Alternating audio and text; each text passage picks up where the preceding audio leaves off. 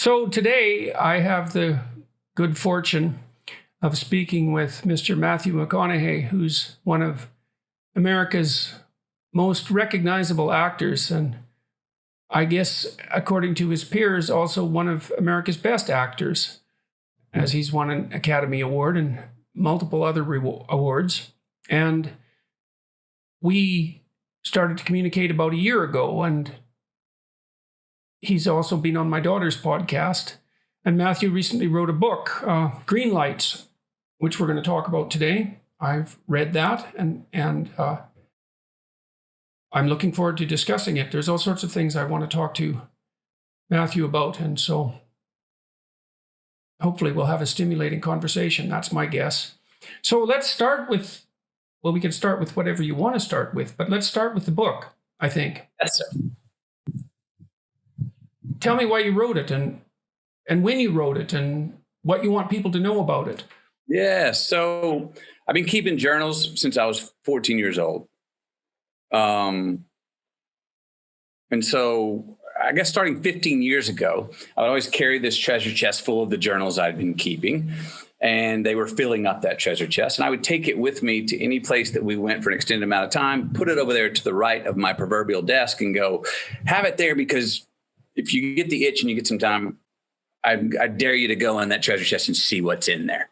Well, I've threatened to open up that treasure chest and see what those journals held for the past 15 years. Didn't have the courage really to open it up. Didn't want to make the time to go in there because I was intimidated of looking back at 50 years or however many years of my life. I'm not one for really liking to look back over my shoulder. I'm somebody who likes to, I'm still someone who rather enjoys making the sandwich more than eating it. I like making my movies more than I even like watching them. I like doing things, moving on, and heading forward. So, well, you must have had some idea too when you were making those journals, at least in principle, that you owed an obligation to yourself at some point to look back over them. And I can see that would be intimidating because you're creating a task for yourself, a task of reconsideration and contemplation, I suppose.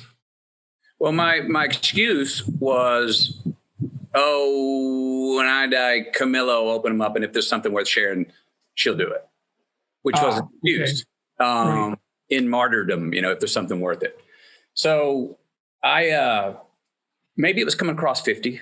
Unconsciously, I didn't think about 50 as a number of a time to be retrospective, but I had some time on my hands, and I had read an article in the New York Times that a young man had written, and I liked the article. I go, oh, this guy gets me, in a way that it was the first article I read where he had weaved all different times of my career and life into a thread, instead of sort of like saying he was this then and now he's this, and this then and now he's this. So he'd strung them all together, and I liked his style of writing, and I asked him to come on and be a ghostwriter for a book. We met one time. It was a good meeting. We thought it was going to be a book, a little hardback book that you could put on the back of the toilet that every college kid could take to school and could open it up any page, maybe read a truthism or a bumper sticker or something, and have a little aspiration ahead about their day. Well, the New York Times pulled him off because evidently they weren't allowing any of the writers to work with celebrities. And just as he got pulled off, and I was in the room, my office with Camilla, my wife, I said, I think I need to find a new ghostwriter. And I stopped at the same time she stopped. And she said, you know what this means? And I went, yeah, I do know what it means, which is I need to go off and write it myself. So she said, I packed up all the journals. She said, don't come back until you got something. And I headed off with 15 gallons of water. I don't know how many pounds of red meat and my favorite libation. And I went away to the desert. The first 12 days were sort of no electricity, me with my journals, no cell reception, nothing like that. I wanted to be forced with nothing but my past, and find some entertainment in that at least. And I feared being embarrassed. I feared feeling ashamed. And I feared seeing a arrogant little SOB that I was in the past. And I crossed all those things in looking back at my last 50 years. But what I noticed was that a lot of things I thought I'd be embarrassed about, I giggled at. A lot of things I thought I'd be ashamed about, I had already forgiven myself for, or now forgave myself for. And a lot of the times where I was an arrogant little SOB, what I realized is that if I wasn't the arrogant little SOB at that time, I may not have had the confidence to put myself in a situation to get absolutely humiliated and humbled.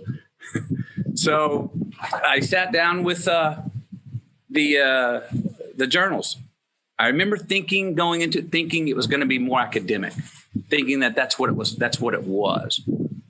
After day 5, I realized, no, there's actually more folk poetry in here and stories to tell than any academia. So I backed off and said, let's just see what the journals reveal themselves to be. And I ended up with 8 stacks of all the journals. I said, what are some themes? I had a big stack of stories, big stack of people, big stack of places, big stack of prescribes, big stack of poems, prayers, and bumper stickers. So I had these 8 stacks. I said, okay, now let's sift through those and see if we find a central theme. And that's where green lights came from. I found that I had engineered green lights in my life through responsibilities taken yesterday, which bore me freedom today. I found that I'd gotten just I have no reason why good fortune landed in my lap. There was no reason why, but I said, well, let's make some rhyme out of this and do something with it. I found that also a lot of my yellow and red lights, those things that we don't really like that slow us down or make us stop, all had lessons that they revealed to me, which then made them green lights, or at least gave them green light assets. And then I also found that that the art is sort of in approaching the yellow light. All right, so we've reestablished ourselves in a wind-free zone. So look, one of the things, you struck me as an intensely likable character as a consequence of what you revealed in your book. I mean, I kept thinking it would be a pleasure to spend time around this man, and I certainly saw no sign of arrogance in it.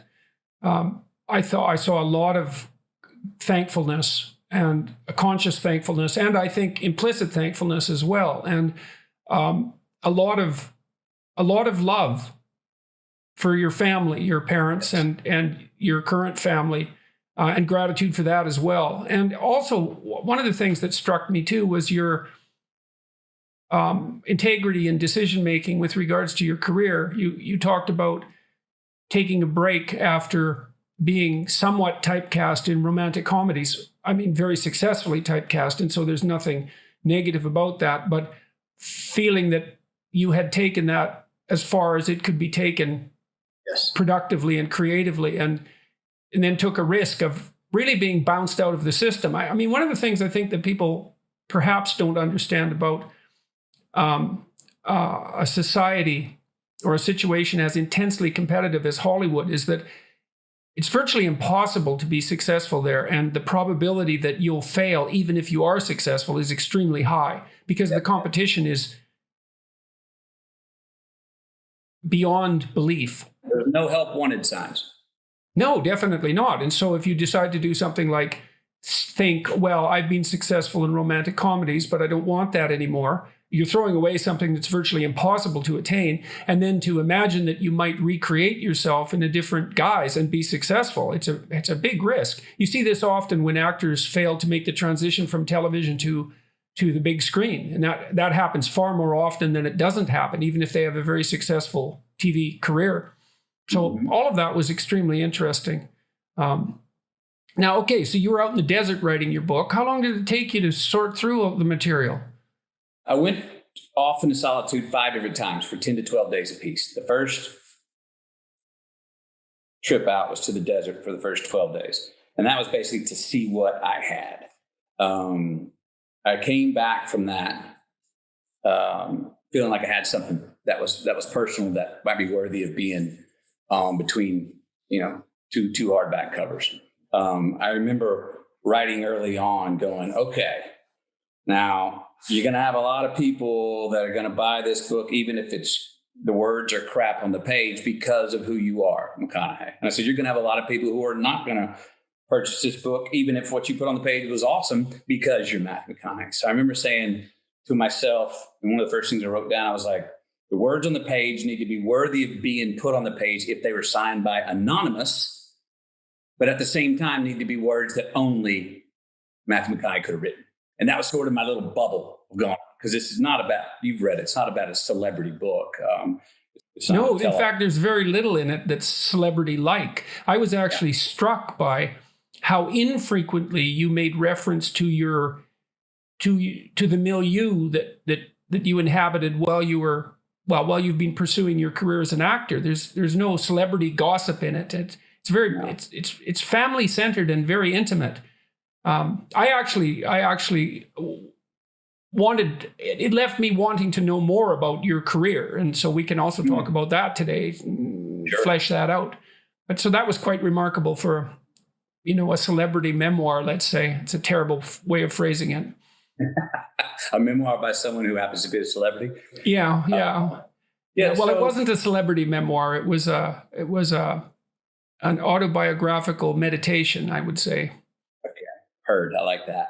So I went away. I went away. I came back the first 12 days. And I was like, okay, I think I got something.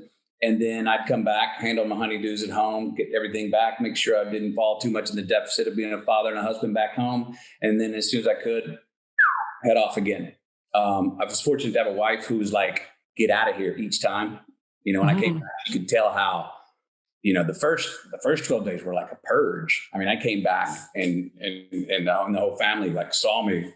I mean, I came back shedding tears. I had just sort of gone back and looked at 50 years of my life and had them down, and all of a sudden was crying. They were tears of joy of this love story that I was seeing, and to face certain things that I looked at in the past or forgot in the past or thought I forgot, but noticed that actually I'd remembered. It was a very earth shaking. My floor was moved in a good way.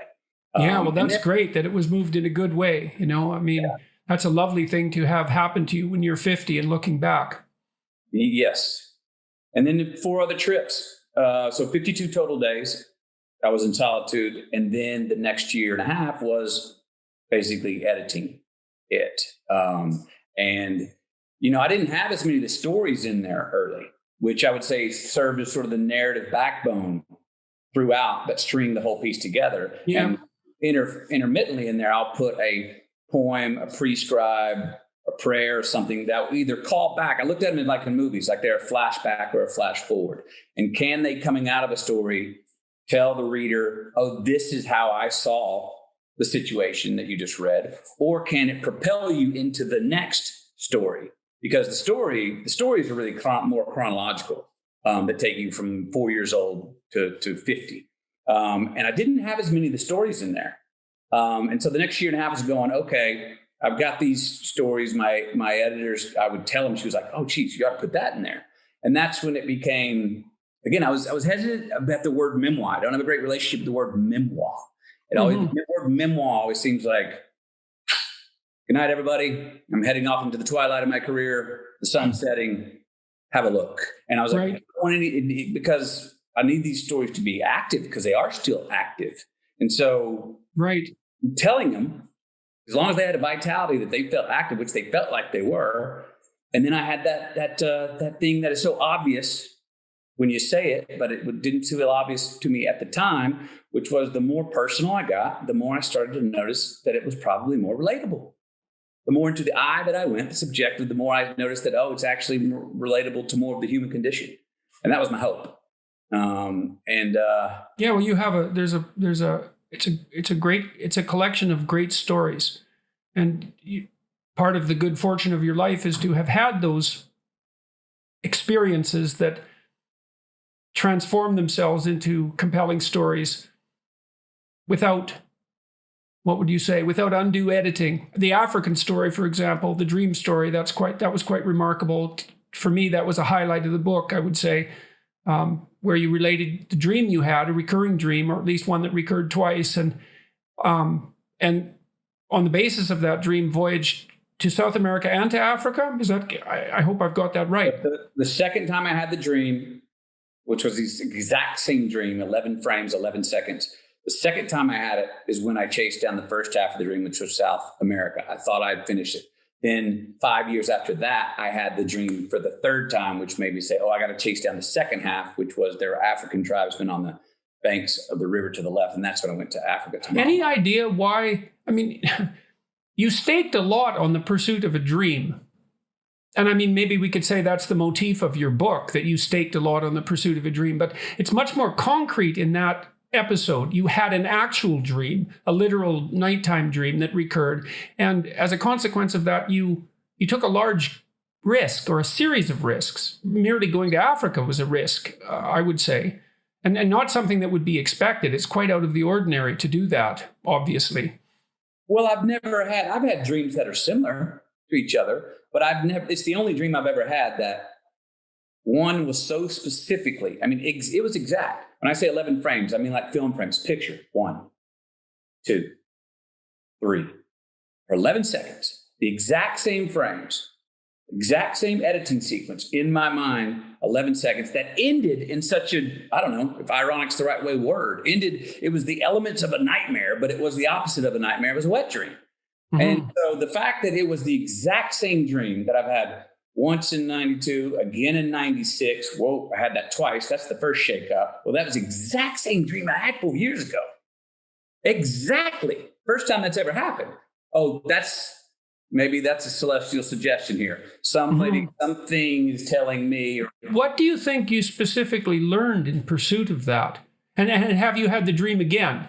My guess would be no, that you probably exhausted it, but I might be wrong.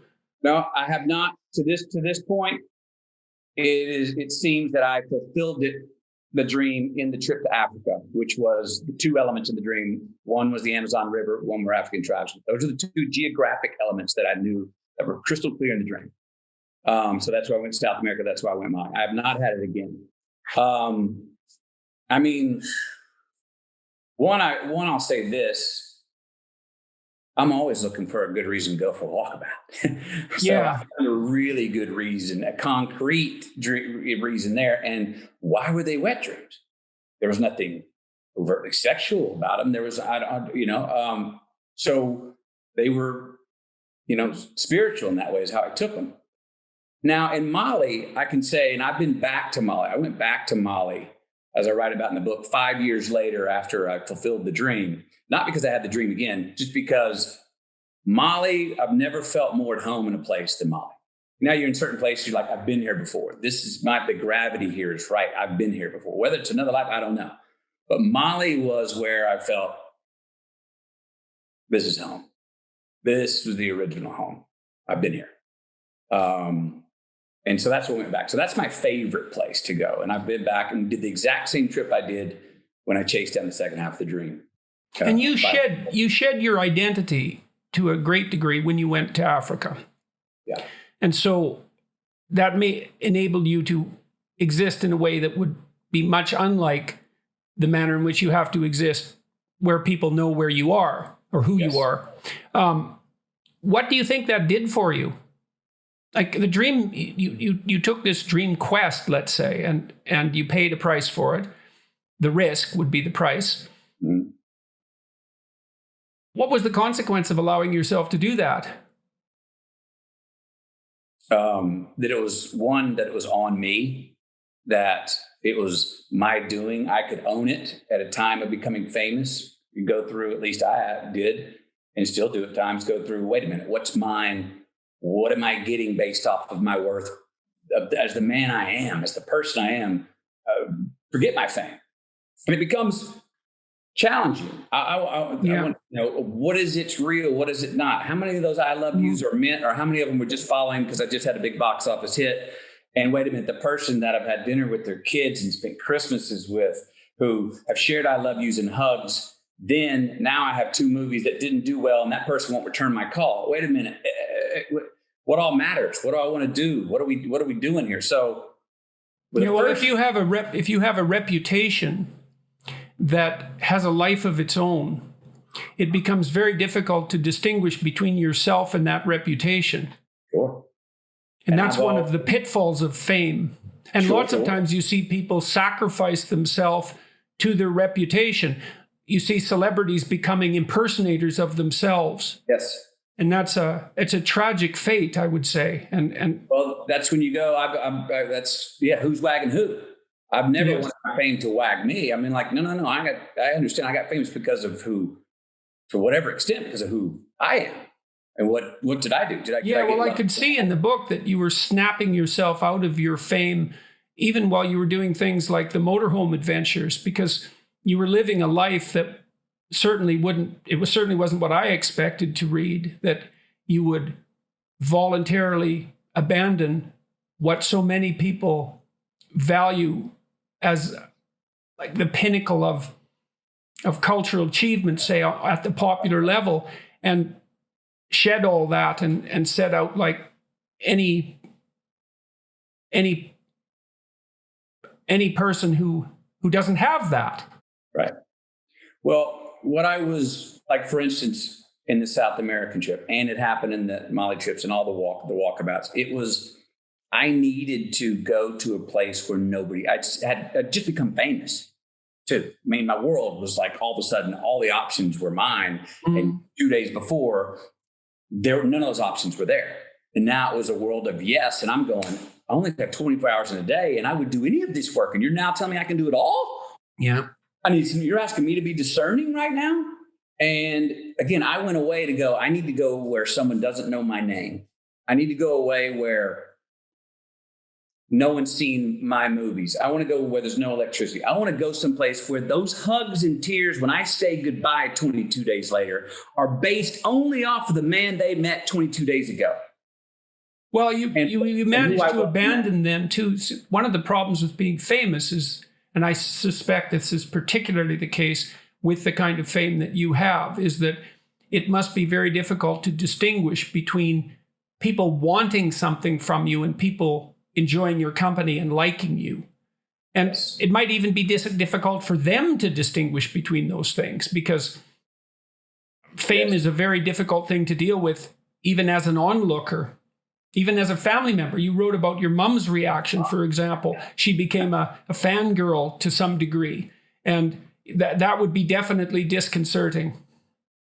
Yes, it was. Yeah, I had 8 years there where my mom and I needed a mother.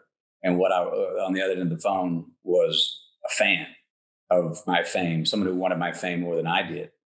Right. Well, it shows you the power of that too, because your mother obviously cared for the person you were before you became famous, but Absolutely. She was overwhelmed. And it's not surprising. I mean, to some degree, the entire Hollywood apparatus exists to manufacture fame that's overwhelming.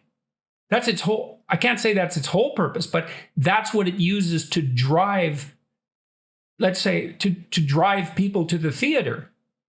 So to be victimized by that, to fall under the sway of that is unsurprising. It's surprising that it could be resisted. And that was certainly, you could certainly see that with your mother's response. Oh, for sure. And I'm sorry, I don't remember. Is your mom still alive? Yes, she is. She's 88 years young and with us right now. So, and has that situation rectified itself? Did she adapt to? We both adapted. Yeah. I got through enough time where I felt stable enough in my career that I was like, her loose lips aren't going to sink my ship. And actually, I let go the reins. And as soon as I said, "You go, Mom, here's the mic. Hit that red carpet line. You can talk to anybody. You tell, no filter. Sell whatever stories you want." 99% of the time, it's awesome. And I'm like, you know what? Let her enjoy it. And I was able to enjoy it. And then come to that, realization that, I wasn't going to change her. So because I couldn't change her, it's kind of like the sabbatical I took from the rom-coms. I wasn't going to change her, so I just had to kind of block her out for a certain amount of time that ended up being 8 years until I was stable enough to go for it. And our relationship's great. And, all through that time, she didn't love me less. She's loved me in a new, different way, as well as being her son. What I was needing was I needed her to double down on being a mom to me. Where instead of, she didn't double down, she didn't even cut it in half. She kind of was really wanting to know about the fame part. And I remember telling her things like, "Well, you keep wanting to come out here and see me, but what if I was an accountant in Chicago? Would you want to come see me as much?" And my two brothers were like, "You don't want to come see us as much. You want to see little brother." And we were like, "Yeah, we get it." So we call her out. And it was a strange 8 years. I never questioned her love for me, though. I knew we were going to be fine. I knew we weren't going to head to our deathbeds going on a bad note. I knew we were going to come out the other side. It was just a matter of when, and we did. it's nonetheless a good example of one of the unintended consequences of fame, right? Is that this very profound alteration in the nature of your personal relationships. So Yes. So I want to switch topics a bit. I've been watching you in True Detective, which my son recommended, and I'm really enjoying. I believe you said in the book that the script leapt off the page for you. It did, especially the words of the character Rustin Cole. Right, who you play. Marty Hart role that Woody played. Yes. You were offered that role. Yes. Yeah. And I read the thing, and I remember telling him, I said, guys, I understand why you're coming to me for Marty Hart. I go, but the guy who I cannot wait to turn the page to see what comes out of his mouth is this guy, Rustin Cole. And they were a bit surprised. Yeah, well, they're both complex characters, so you could see that either of them might have been attractive. But I was quite struck by your characterization of Cole. It reminded me of Heath Ledger, and that's why I wanted to talk to you about it. You play a dark character very well, if you don't mind me saying so. I mean, thank you. It's believable. I've known some dark people, and your portrayal is believable, very believable. And so that makes me wonder what price you pay for that. It's kind of a cliche, you play a dark role and it invades you, but it isn't obvious to me how you can play a dark role without it invading you. And then, or at least you have to allow something dark in yourself to come out and respond to that. And you're very different on the screen playing Rustin Cole than you are in a romantic comedy role, clearly. Mm-hmm. And it's somewhat surprising to see that transition, which I guess is why other people might be surprised by that too, which is why you actually had a bit of a hiatus when you stopped taking rom-com roles. But I'm curious, like, what were the consequences for you of playing that character in particular, but dark characters in general?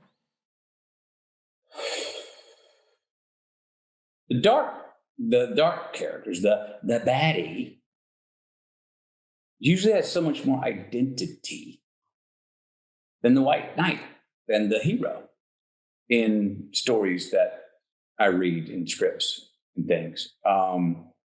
The dark characters and are also they're always usually outsiders, and the consequence is that if I'm really going to portray one of those well, and that part of myself, I'm putting myself on an island, and that excites me. I want to feel like the underdog. I want to feel like I don't have to pander to manners or graces. I'm living by different rules, and not even to prove a point, but just say in a Rustin Cole's position, someone who just, I didn't make big acting choices with Rustin Cole. I just did what I could to understand the text so well that I could just say it and not have to solicit it. Or again, Rustin Cole was a guy who preferred his own company to anyone else's, and that solitude. That was a vacation for me. Also, as a person who is a believer, to have to be inhabit a character who is not a believer at all, and here's why.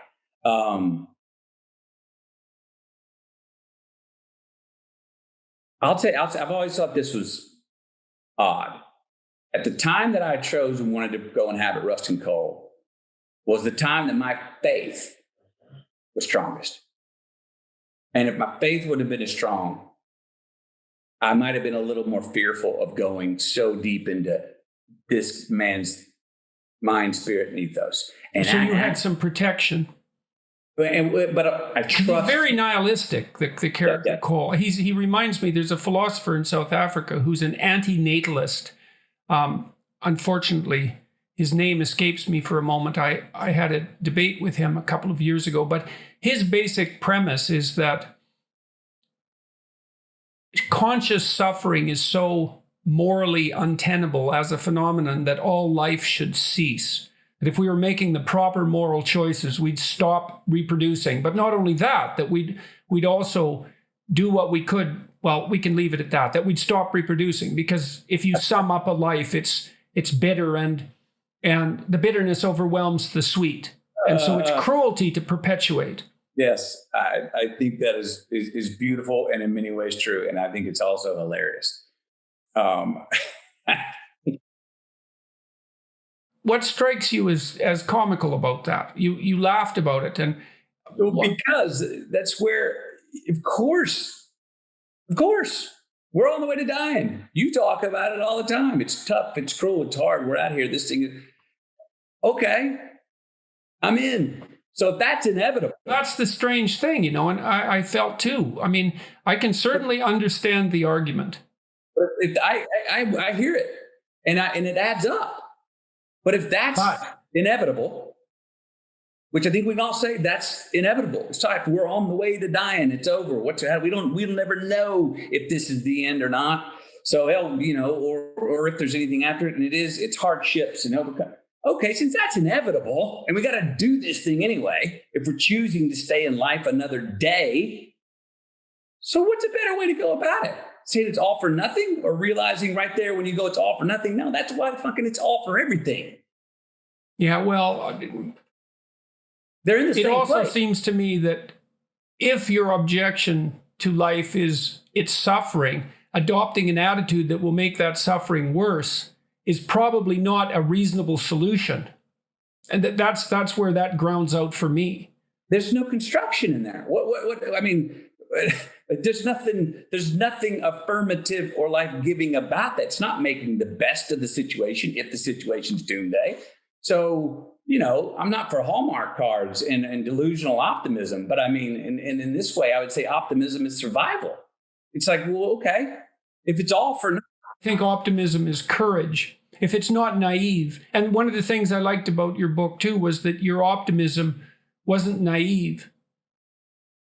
And, because you had enough harsh experiences so that any naive optimism would have vanished. Right. Even the way you grew up. I mean, it wasn't traumatic, but it had its harshness about it. Sure. Yeah, it was immediate. It was physical. The same hands that hugged are the same hands that could harm. Yes, and there was also very little sign of, and maybe no sign of bitterness about that. And no sign, I didn't think of any excuses for it either. Like when you portrayed your father, like you said, he was a man who could hug and hit, and both of them were meant. And they weren't casual. I never got the impression from your book that your father's actions were casual. His physical altercations with you and your brothers. It's a different ethos.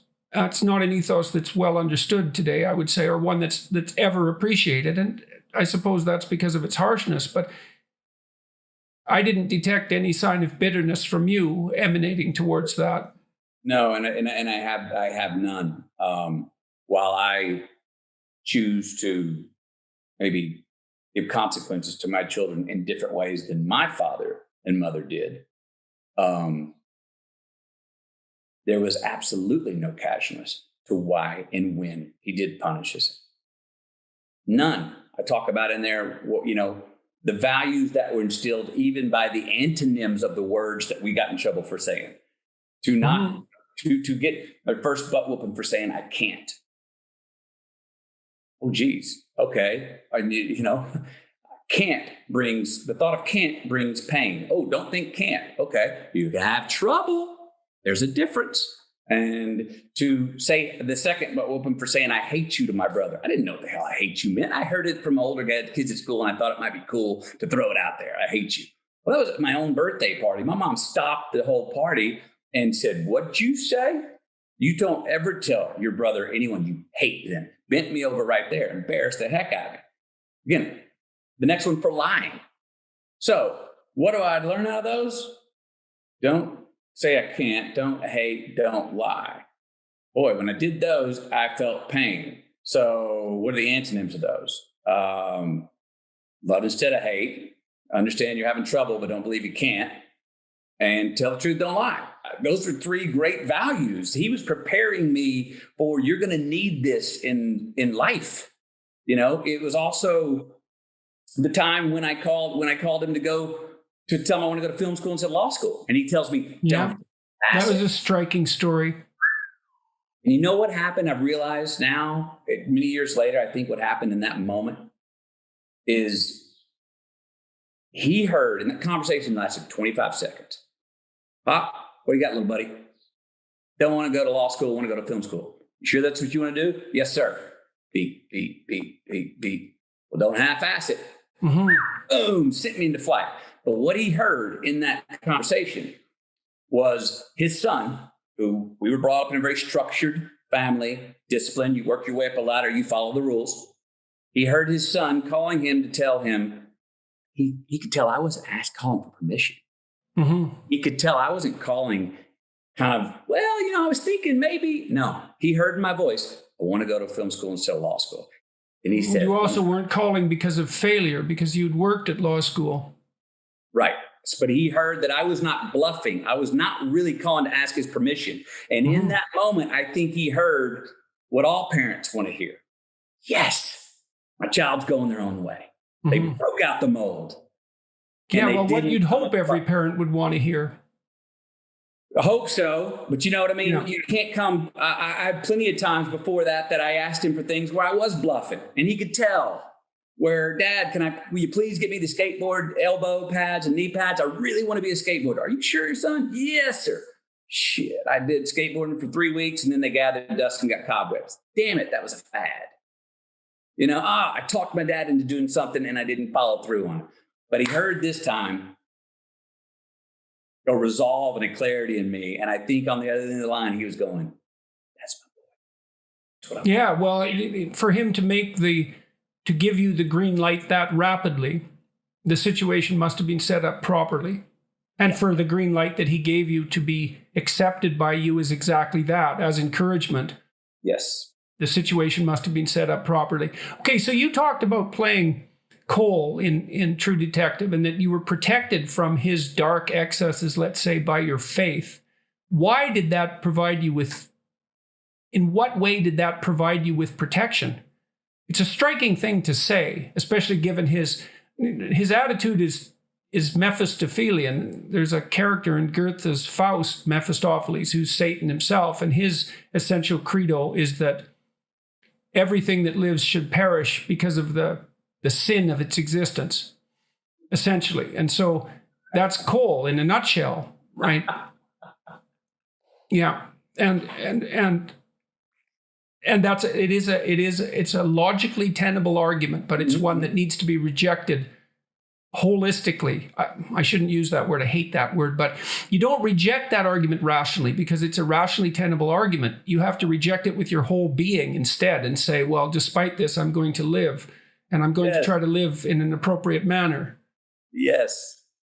But you said your faith protected you from Cole. Well, it was one of the things that allowed me to fully go into Cole and fully believe Cole and get down and live it and look at the world through that lens. Right. I had already had a few year run of my life where I was quite agnostic. My agnosticism was not about trying to prove the disbelief of God's existence. My agnosticism was about me going, you sure have been letting yourself off the hook, McConaughey, Mr. Fatalist. Oh, I'll forgive you again because you're being a repeat offender and I'm kind of tired of it. Put your damn hands on the wheel, man. Talking to myself. You're driving here and quit going to this, I can pray and be forgiven, but you're repeat offending. Cut it out. I had gone through a few years earlier in my life of agnosticism where I was not so much trying to prove a non-existence of God as I was trying to have more self-reliance and self-determination on myself because I'd been letting myself off the hook. And how was that related to the agnosticism, do you think? Because you put those together in the way that you're relating this story. Well, I needed to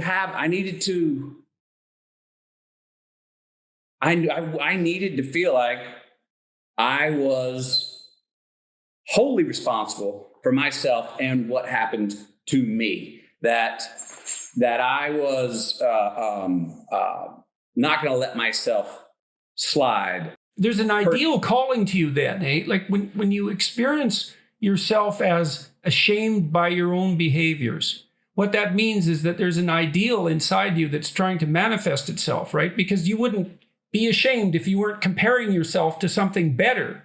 And the question then becomes, well, what is that better thing that you're comparing yourself to? And it's an ideal. And then the question becomes, well, what is the ideal? And that's the sort of fleshing out what that ideal is that's the function of religious thinking. And so that's why I was interested in your comment about agnosticism. In Revelation, in the book of Revelation, Christ comes back as a judge. Even though he's a figure of mercy, let's say, he comes back as a judge. And the reason for that, this is from Carl Jung, the reason for that is that any ideal is a judge. And so if you posit the highest ideal, then you put yourself in a position where you're judged. And that's when your conscience tortures you.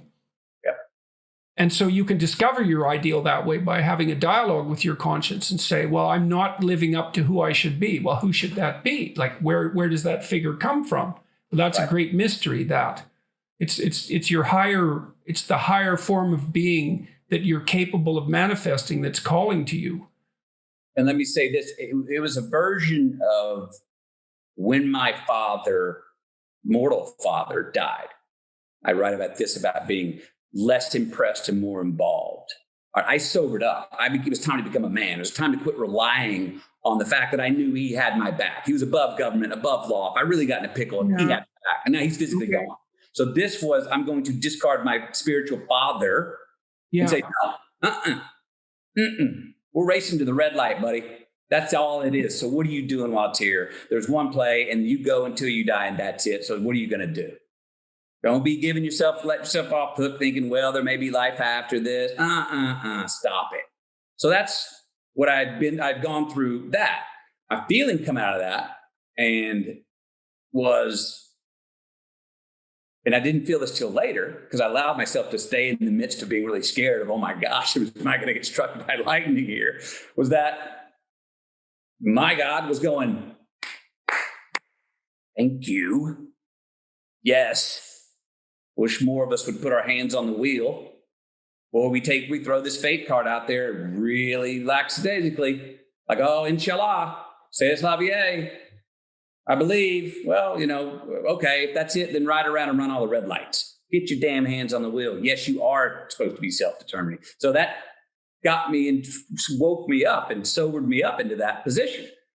Now, the going into the rusting coal, I'll say this. So I found that I call it almost like a boomerang reverb. Wherever I am strongest in my own life, I like to go to I actually can inhabit the opposite even better. The deeper I go into whatever would be to create the opposition. Meaning when I played prosecuting attorneys, I actually usually believe in the defense's position more and study their defense more, their position more, which then makes me again feel like an underdog over here to go, well, I really got to know what my argument is because I actually kind of agree with them. When I play defense attorneys, I'll usually agree or push myself to a point of agreeing with the prosecution. Well, at a time where my faith was the most fulfilled, Rustin Cole was like, here's another what I call a boomerang reverb. Here's another time to go way over to the opposite side because I'm so coming out here with so much steam and where I am and what I really believe and how I'm feeling in life. And you got newborn children and all the things that were opposition that I have in my life, opposition to who Rustin Cole was. That was, I don't know why that is, but I look back and I have had a consistency of that, of wherever I am in my life. Sometimes I'll lay in and go play a character that I'm calling, but I'm also feeling like I'm drawing something. Well, now that you're so secure here, let's test it. Let's go all the way to the other side. Because over there, here's what I'm saying, because I feel so strong in the position, say at that time with my faith, now I have the strength to go inhabit somebody over there that is on the opposite side and not have to keep my eyes open to make sure the door's open. I can trust that the door can be shut and I'll still be there when I'm done with this. I'm still there. It's still happening. You have to see it because I don't want to see it. If I'm peeking over there going, hey, are we okay? God, are we okay with what I'm saying and doing here? No. Well, now I'm half-assing it. Now I'm not really inhabiting the part. I'm playing Rustin Cole going, I believe everything he says. I actually thought Rustin Cole was hilarious, which you probably would now understand by I've laughed at 2 comments that from things that you said about the other people that spoke like Rustin Cole. Yeah, well, things can be dark enough so that the immediate response to them can be laughter. Yeah. So that may help explain what you're asking, but I don't know why that is. I don't know why that is for me. It's not a straightforward thing to sort out. Let me ask you about a little bit more about fame. So, now and then you see stories, true or not, about Hollywood celebrities who are irritated with the consequences of their fame. And it's very easy to be judgmental about that because they're obviously, the benefits to that fame appear obvious. Monetary gain, access to opportunity, the benefits, I suppose, of the ego benefits, perhaps, of being known rather than unknown. Sure. And then, especially in the Hollywood community, I would say it's more difficult to generate sympathy for celebrities who are hurt by their fame because the price, it's so obvious that that's the price that has to be paid to be successful in something that's mass marketed, like a movie, where your face is associated with the product, right? You can't extract out the success. You can't distinguish between the success and the fame. But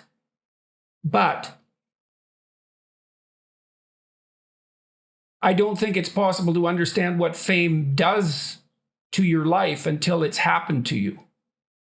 So I'm curious, and you protect yourself, you hide. I don't mean in a withdrawing sort of way, but I mean, you live in Texas, you don't live in LA. And you go on these sojourns where no one knows you. So you set up escape mechanisms, let's say, or...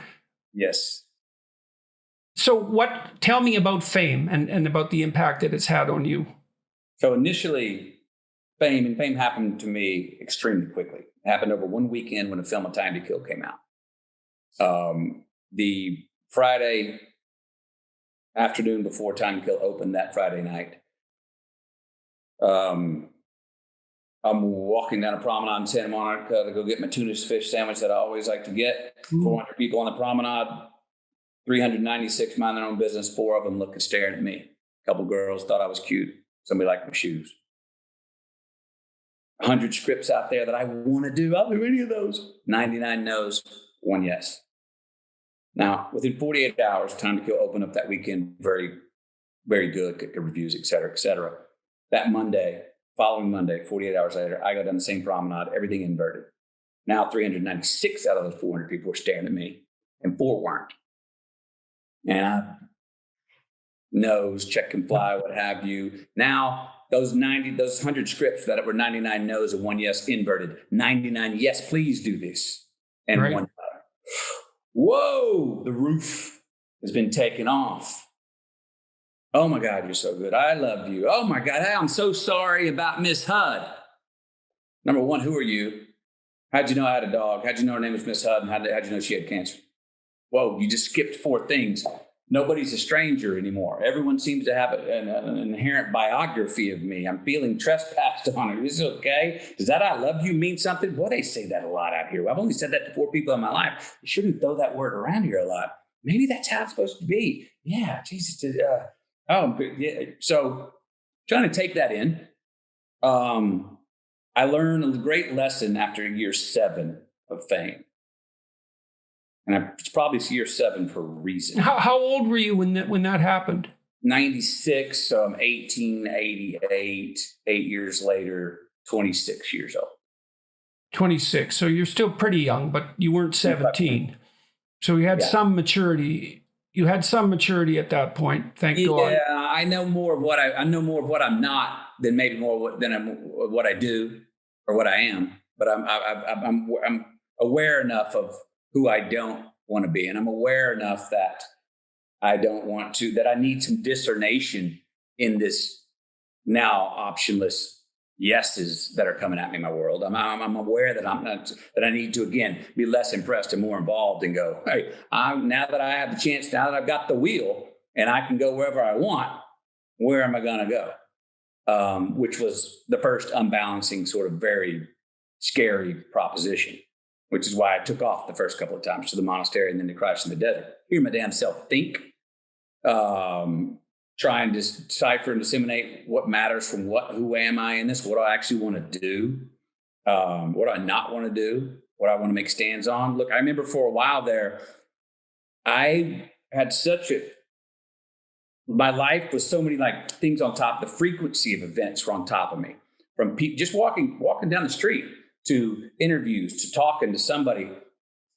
My life was being recorded. The world was now a mirror. And I remember feeling almost numb. I couldn't put a demarcation between the life, the fame I'd just gotten and myself. So I remember telling myself, well, since you're kind of numb, I took the old Abraham Lincoln thing. I was like, just be a gentleman and don't lie.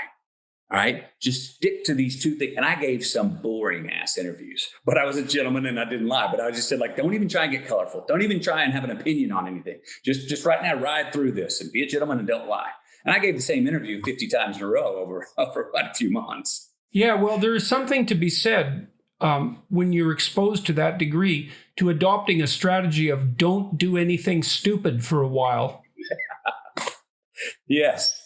It was, surviving on the way to what could possibly become thriving, but it was holding my head above water and going, just keep knocking them down. You'll take some time off. You'll get some time off to let your memory catch up with you later. So to begin with, it was a shock and you developed some strategies for dealing with it. What about over the longer run? Now you've been well known for, it's got to be 25 years, eh? So 32 or 33 years old. I wake up and it clicks for me one time that, you got to get the joke in Hollywood. And the joke is, it ain't personal. It's business. Right. And that's not a particular joke to Hollywood. Maybe it's a particular joke in life a lot, in business. But that made me go, okay. Don't take it so personally when that person I talked about earlier won't even call you back. Because your last couple of movies have failed and you spent, you were on the list to be their children's godfather 5 years ago.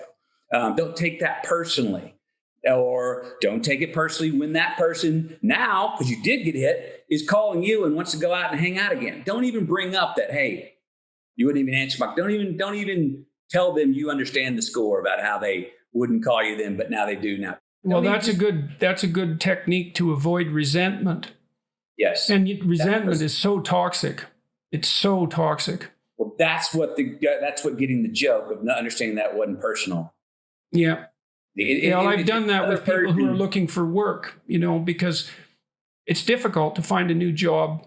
And you're going to get turned down a lot in all likelihood. You're going to send your resumes out to 50 places and get one positive reply. If you're, you can expect that. It might not be that bad, but it could be. It's not personal.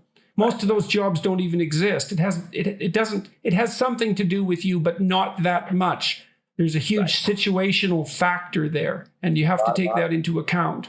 Yes. Well, it's similar to we lose a loved one. For me, I lose my father. Well, after he dies, after he moves on from this life, I find out some facts where the message and the messenger were not simpatico.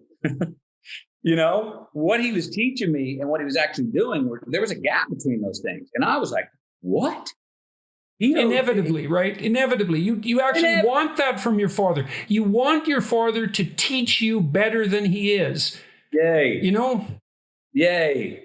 But the first feeling can be, and I've seen people get a lot of resentment. Oh, yeah. Betrayal. That. Yeah. And it's true. It is a betrayal. Yeah. But what, you want your father to put forward the worst version of himself and use that as what he teaches you? See, this goes back to that nihilistic view. If it's all for nothing, then come on, let's make it all for everything. I'm with you on that. So my father moving on, it happened pretty quickly for me of going like, oh, I get it. He's wanting me to be better than he is. He's wanting me to do better. I get it. Bravo. So, but I could tell maybe if that had happened 2 years earlier, I wouldn't have been in the emotional space. I might have been. Because it was flabbergasting. It's like meeting a hero. and they turn out to be an asshole. And you're like, well, they're very likely to turn out badly in comparison to your idealization of them. 100%. But at the same time, you go talk to your favorite musician who you followed, who formed your version of patriotism and fairness in the world, and you go meet them, they turn out to be an asshole, and you go like, they don't even believe in what they wrote. You're like, what? But if flawed people were incapable of creativity, we wouldn't have any creativity. Right. And so I think what you have to do when you're dealing with creative people is realize that, or people who are creative and accomplished even, is realize that the fact that they've managed that despite all their flaws is the thing that's truly remarkable, because they have as many flaws as the next person. Yep. So yes. Thank God this is why, when I see someone like Louis C.K., for example, pilloried terribly, I think, well, yeah, he did some things that were unseemly, certainly even by his own standards, obviously. So what do we make of that? Well, there's plenty of people who do unseemly things, but very few of them are as masterful a comedian as Louis C.K. So do we want to lose him because he's flawed? Right. It seems inappropriate, because we'd lose everybody that way. And then we just have loss. That's not helpful. Yes. I mean, I think you're leaning into, a lot of what we call cancel culture today. Yeah.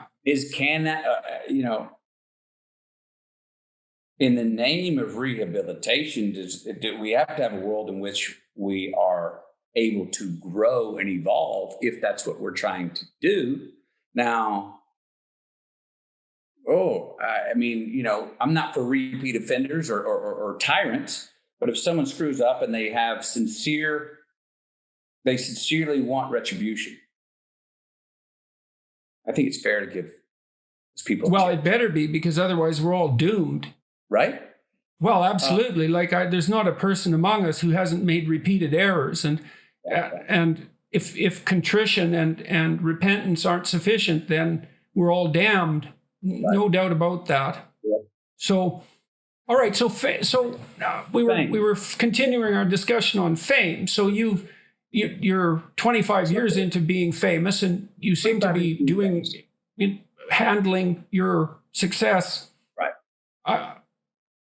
in a manner that allows you to be pleased about the way your life has unfolded. And so thank God for that. And here you are. You're still here after all these years. And so you've handled your fame well. How come? How could you manage that? Okay, how can I manage that? Well, big thing for me, and it works for me in my life like this, just getting a click of a word or an understanding will completely change my perspective when I go, that's it. That's true. I'm going to quit banging my head against the proverbial wall. Now I understand. That one big click for me at 7 years was, it ain't personal, it's business. That helped a lot. So now I went, okay, I understand the impermanence of this. Just roll, dance with this guy, dance with it. Next one, that was just sort of a behavioral perspective, even though it sounds like a cool one-liner, was when people would ask, or I would have myself run into an inconvenience of fame, a paparazzi or whatever, someone looking over the wall, not be able to go outside. I was like, I'm not going to gripe about it, because that check is already cashed. Right. That's right. I can't go back. If it's inevitable, I'm going to figure out a good way to get through this. I then started to say, okay, well, when you're watched in life, Matthew, and a camera's on you, notice how you speed up and you get a little nervous? Well, why don't you look at this like the master acting class? See if you can go out into the world with eyes on you, uninvited eyes, cameras recording, and actually behave and do just the behavior that you went out to do. Yeah. Okay, we're in New York City, makeup artist doing my face. My son's 3 years old. He's talking to his favorite thing's fire truck. She goes, well, my husband's a fire captain. He's actually blocks away. You want to have him bring the fire truck over? Downtown New York. Well, that means a lot of paparazzi are going to come, right? But my 3-year-old son doesn't know what paparazzi are, and he gets to see his first fire truck live. Geez, do I go down there and show my son's first fire truck, or do I tell him, no, son, we're not going to see the fire truck because you'll understand it later. There are people with cameras. I'm like, F that, man. My son wanted to see his first fire truck is much more important and came before any right that anyone's got, that inconvenience that comes with my fame. We're going to see the damn fire truck. Well, he does see the fire truck. He sees the fire truck. Cameras all around. He didn't understand what it was. I'm sitting there going like, this was about letting my son see the fire truck. I'm trying to live my life, and I check with myself. I'm not foolish with my fame. I don't open the doors and invite the devils in, or open my, self up and say, yeah, I'm an open book, have a look, come on in. No, I understand. I could be fully taken advantage of. And there are plenty of people who would love to take advantage of that. But I often tell myself, again, who's wagging who? What are your rights, McConaughey, as a human, as a citizen, as the man you are? Don't let those be taken away from you because of something you got along the way, which was fame and inconveniences that come with that. So while I don't advertise, my wife and I say this, we do not advertise ourselves. But if we want to go for a walk in the park, or go see that proverbial fire truck and show our child that, we're going to go, let's do it. And we're doing it. And if you want to record us, I call them the Discovery Channel. Record it. You know what? Good use of film, good use of recording. So there is advantages to having eyes on you too, because it does force you to behave. You can leave your keys in your car in a lot of places, because if anyone's going to come rob your car, they're going to document the one trying to rob it. It's a bit of a security blanket on that too. So you see where I've spun a few things here in perspective, not denying the inconvenience, but saying, hey, if this check is cash, here's how I'm going to try and get constructive and do it. And so fame now, it gets me in certain doors. I've had to watch this. Things that I'll say as a famous person can come out in bold print, not just on the printed page, but to people. So I've spoken too strongly and actually hurt people with my words, where maybe I didn't have the emoji to put on the end of the what I wrote with a wink, and they heard it like I was throwing a dagger at them. But I was going, no, I was just tickling you. I didn't mean to hurt you, And what tickled me may bruise somebody else, and my words come out with that weight sometimes. So I have to watch that. Yeah, definitely. I remember when I was a teenager, I got put down by someone who was reasonably well known in public, and it was a misunderstanding, but it burned itself into my memory. And I thought, if I'm ever in a situation where I'm well known, I'm going to remember this so that I don't. And had he been an everyday person, let's say, what he said wouldn't have had nearly the impact on me that it did. So, and that is a strange thing to have to realize and to weigh your words that way. I'm cognizant of your time. I know that you have another obligation coming up. And so I thought it might be useful to move towards closing this. People are going to wonder how it was that we came to have a conversation. Yes. And so maybe you could shed some light on that. And because I'm curious about it as well. I got turned on to you from a friend of mine about 4 years ago, maybe 3 years ago. And I started listening to a lot of what you were saying, and many of the things you said I had been thinking about, but I heard you putting them into words and context. I was like, wow, that's what I'm talking about. That's what I'm trying to get to. I found, and a lot of it goes back to talk about self-determination, which we've talked about a lot about, and self-authoring. And then you see a lot of those threads through my book, maybe in a different way, in a more folksy way. But a lot of what you've said gave me confidence to go, I'm going to put my story on paper. So I thank you for that. And that's why I thank you. My pleasure. In the back of the book. I reached out to you, I guess a year and a half ago or so, and you and I chatted, and I've stayed in contact with your daughter. Your definition, one of the great simple things, I said earlier, sometimes just to understanding a word differently. I've always had trouble in a tough relationship, an awkward relationship with many words, but my two that I've had the longest trouble with are vulnerability, and humility. Yeah, those are tough ones. They're tough ones. So humility, be humble. Well, for decades, be humble. I lost confidence when I was humble. I feigned false modesty, which I knew at the time that's arrogant. What are you doing? Right, absolutely. It's very difficult to have humility without being arrogant about it. Weirdly enough, you said, and correct me if I misquote you. Humility is knowing you have more to learn. You're either in love with what you know or you're in love with what you don't know, and there's a lot more of what you don't know. So pick your love carefully. Oh, well, that I went, I purchase. I'm in on that. But for the first time when I see that, I'm not shrinking. I'm actually standing taller. Mm-hmm. My heart's higher. My chin's higher. My shoulders are further back. Right. I have more courage going forward because, 100%. I can rely on that until I'm gone and maybe even further than that. Yes, I have more to learn. I purchase. But now I can go forward with confidence of actually what I do know, what I have built. I can have more courage. I can forgive easier. I can take responsibility with more courage. I can take care of the things I've built and to attend those gardens better with that understanding of humility. So for that, I thank you. I appreciate that. Yeah. It's a humility. It's a form of courage. I want to throw a little funsy out there for you. Okay. So while I was writing, and I've become a fan, which I'd love to continue talking with you more about this subjective I and objective we in the third eye, sort of the jumbotron of our life. When we hop out of ourselves and have a look, or we project forward in our lives and say, who am I in 10 years? Or what would my eulogy be? You see, I write a lot about these things in the book. But while I was writing, I hopped out. I gave myself the pleasure one night after a few sips, and it was late at night. And mind you, the most trouble, I'm happy to say this, the hardest thing about going to write this book for me was making myself go to bed.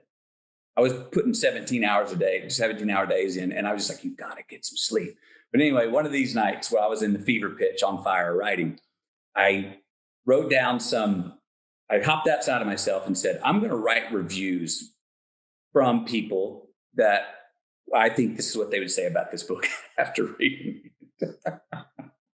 And this is one of them. That's a great way to become aware of your audience or of the audience you want to have. Well, and you have to speak to an audience when you're writing, obviously. Well, it's a very subjective experience, but I think there is another, as you said, the good thing about talking to oneself in the third person is it's a different view of awareness. Mm-hmm. It's an objective awareness back at am I actually doing what I intended to do? Is what I intended actually being recorded? Is being recorded actually what's being received? There could be a lot of gaps in between those things, and I'm trying to close those gaps, right? So I hopped outside of myself and wrote what I thought you would say about green lights, and Matthew McConaughey, the author. It's entrance level understanding to masterclass psychology delivered in a folk song. I mean, the guy's got the gift of gab, man. What can I say? Jordan Peterson. That's quite remarkable because that is very close to what I thought. So I think you nailed it.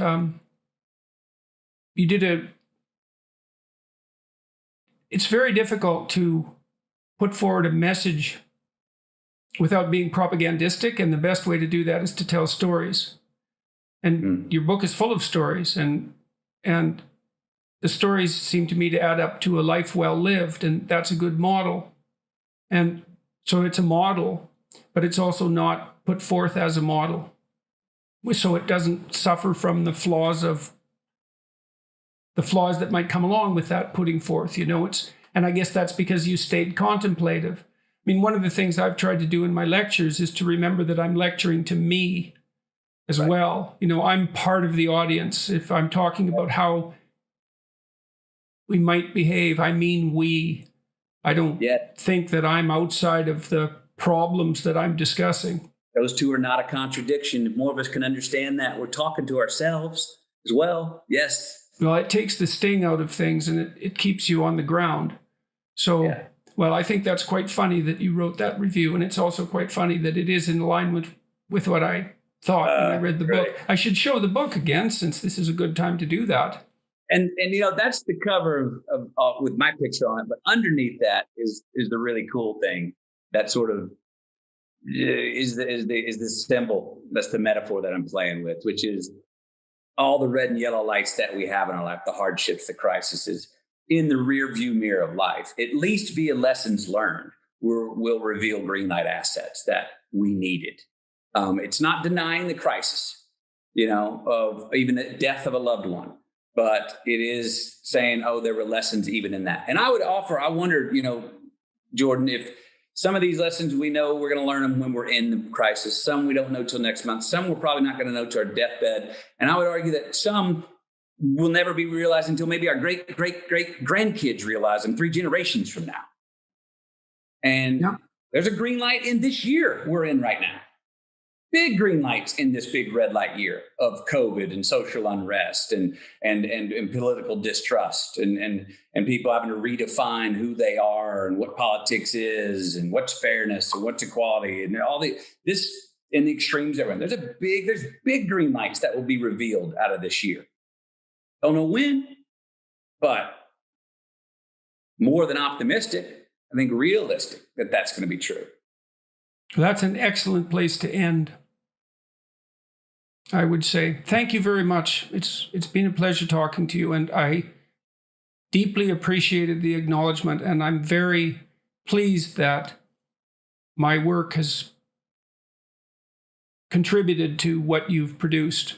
I also get a kick out of the fact that our books are chasing each other on the top 10 list on Amazon. So I think that's it's a privilege, and it's an impossible privilege. And so I'm very pleased to see that. And I wish you the best of luck. I hope that we get a chance to talk again. I enjoyed that very much. I did too. Good. And hopefully the audience will respond in the same way. I think so. So thanks for taking the time, eh? My pleasure, Jordan. I very much appreciate it. I look forward to the next time. Good to see you, sir. Good to see you too. Ciao.